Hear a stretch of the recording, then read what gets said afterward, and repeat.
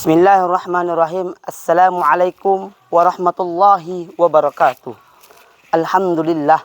Alhamdulillahillazi an'amana bi ni'matil Islam wal iman. Asyhadu an la ilaha illallah wahdahu la syarikalah wa asyhadu anna sayyidina Muhammadan abduhu wa rasuluh. Amma ba.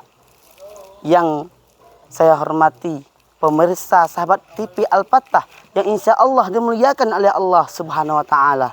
Pertama-tama marilah kita bersyukur kepada Allah dan mengucapkan alhamdulillah.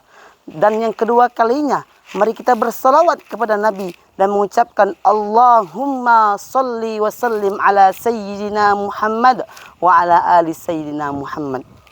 Pemirsa jamaah Al-Fatah TV yang insya Allah dimuliakan oleh Allah Subhanahu wa taala. Pada kesempatan yang mulia ini, saya akan menyampaikan sebuah tausiah yang berjudul tentang ujian dalam hidup kita. Yang harus kita pahami, di antara ciri kehidupan hidup ini adalah al-makanul musibah. Dunia ini adalah tempat musibah. Selama kita hidup di dunia, maka selama itulah kita akan diuji oleh Allah Subhanahu wa taala. Kalau kita tidak ingin mendapatkan ujian dari Allah, maka jawabannya adalah jangan hidup. Selama kita hidup, maka selama itulah kita akan diuji oleh Allah Subhanahu wa taala. Pasti akan ada masalah dalam hidup kita. Itu adalah salah satu ciri-ciri manusia yang hidup. Allah berfirman dalam Al-Qur'an surah Al-Baqarah ayat 155 yang berbunyi, A'udzubillahi minasyaitonirrajim. Wala nabluwannakum bisyai'im minal khaufi wal ju'i wa naqsim minal amwal wal anfusi was thamarat wa basyiris sabirin. Wala nabluwannakum, dan kami pasti akan menguji kalian, kata Allah. Di sana ada lam taukid. Lam taukid itu adalah dalam ilmu nahwu lam kepastian. Jadi kalau kita terjemahkan, lam taukid itu adalah pasti Allah menguji kita dengan ujian. Jadi semua manusia pasti akan diuji oleh Allah. Baik yang beriman maupun tidak beriman. Baik laki-laki ataupun perempuan. Baik yang punya jabatan ataupun tidak punya jabatan. Yang namanya semuanya manusia akan diuji dengan ujian, kata Allah. Bisyai'in, dengan ujian yang sedikit. Di antara ujian yang dihadirkan oleh Allah ke dalam hidup kita, yang pertama minal khauf. Kita diuji dengan rasa takut. Takut dalam bagaimana? Takut dalam bertakwa kepada Allah.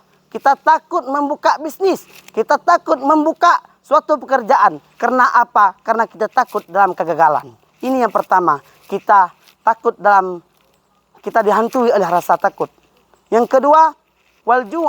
Kita diuji dengan rasa lapar. Sampai ada bahasa dalam hati kita. Kemudian kita keluarkan lewat lisan kita. Besok kita mau makan apa? Sehingga orang sekarang banyak yang kemana-mana mencuri harta orang lain. Kemana-mana menipu orang lain. Dan kemana-mana orang korupsi.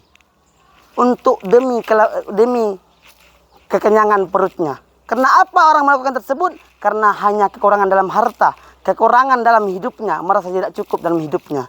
Yang ketiga, kita diuji dengan minal amwal, wanaksim minal amwal. Kita diuji dengan kekurangan dalam urusan harta. Kita sudah diberikan gaji oleh Allah yang lebih, diberikan rezeki oleh Allah yang lebih, tetapi kita tidak merasa cukup dengan gaji tersebut.